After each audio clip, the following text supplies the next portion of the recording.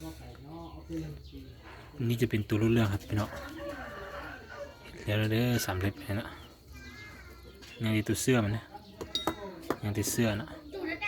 เสื้อมันก็จะบากได้ประมาณนี้แหละอย่างตัวนี้เนี่ยบันบอสใส่ลูกเลยพี่น้อง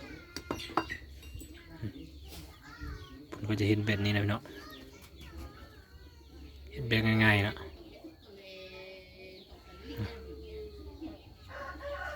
นี่จะเป็นตัวสวรรค์นะนี่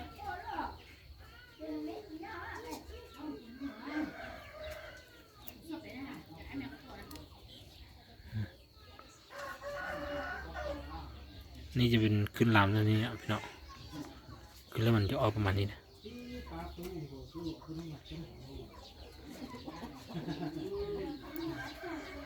ตัวนี้จะเป็นตัวเกาะแต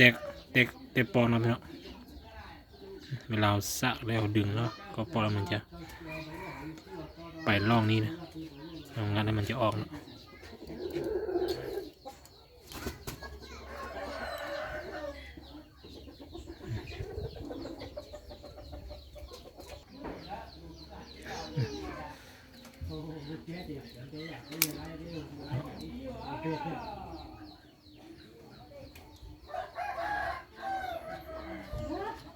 ขึ้นลานเนาะแล้วขึ้นลานนี่มันจะเกาะอย่างนี้เนาะ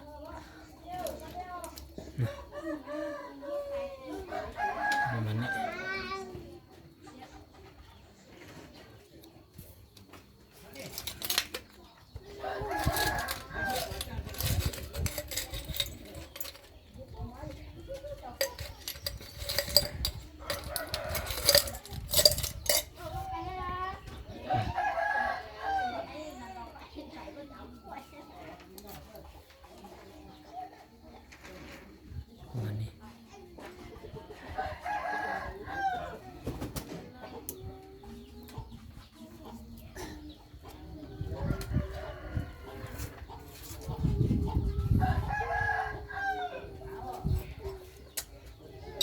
太小一寸的了，太深。我这么太久了，我太这个。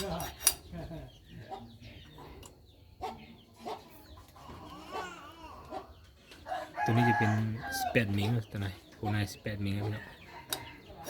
เสื้อตัวนี้รู้เรื่องนี้จะเป็น18มิลตัวนี้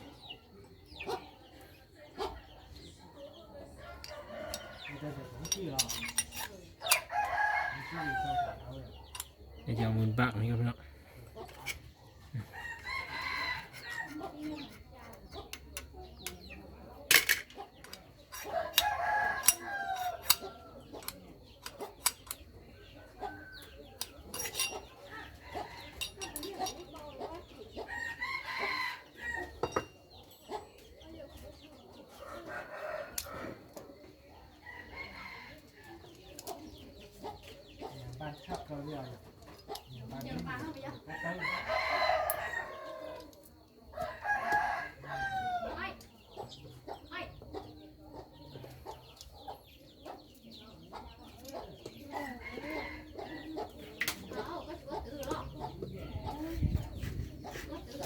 แน่นมากพี่น้องเห็นเมลก็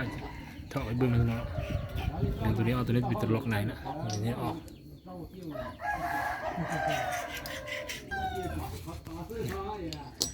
ตามต่อไปนะเวลาที่มารีวิวให้เพื่อนพี่น้องนะเพราะเวลาฮิตเนาะเวลาบ้างนี่มันจะดังนะมือตัวนี้มันดังเพราะนะจะบรีวิวนะเดี๋ยวฮิตได้งานมาแล้วจะรีวิวให้เพื่อนพี่น้อง